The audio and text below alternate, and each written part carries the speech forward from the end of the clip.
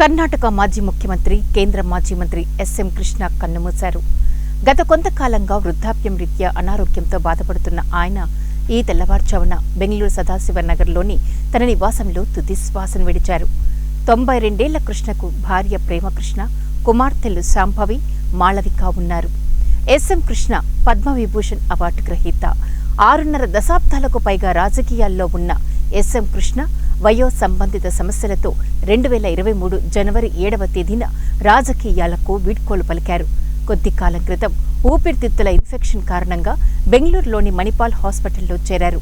4 నెలల పాటు చికిత్స అనంతరం కోలుకున్న ఆయన ఆగస్టు 28న డిశ్చార్జ్ అయ్యారు.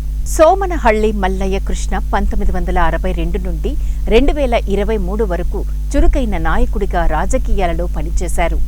పాత మైసూరు ప్రాంతంలోని మద్దూర్ నియోజకవర్గానికి ప్రాతినిధ్యం వహించిన ఎస్ఎం కృష్ణ 1999 నుంచి 2004 వరకు కర్ణాటక 16వ ముఖ్యమంత్రిగా పనిచేశారు. తర్వాత 2004 నుంచి 2008 వరకు మహారాష్ట్ర గవర్నర్గా, కేంద్ర విదేశాంగ మంత్రిగా పనిచేశారు. 1971 నుంచి 2014 వరకు వివిధ సమయాల్లో లోక్సభ, రాజ్యసభ సభ్యునిగా ఉన్నారు. 1989 డిసెంబర్ నుంచి జనవరి 1993 వరకు అసెంబ్లీ స్పీకర్గా కూడా వ్యవహరించారు. చాలా కాలం పాటు కాంగ్రెస్లో కొనసాగిన ఎస్ఎం కృష్ణ మారిన రాజకీయ పరిస్థితుల నేపథ్యంలో 2017 మార్చిలో బీజేపీలో చేరారు.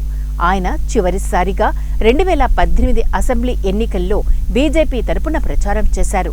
ఆ తర్వాత ఎస్ఎం కృష్ణ క్రియాశీల రాజకీయాల నుంచి తప్పుకున్నారు. మైసూరులోని మహారాజా కళాశాలలో పట్టభద్రుడయ్యారు.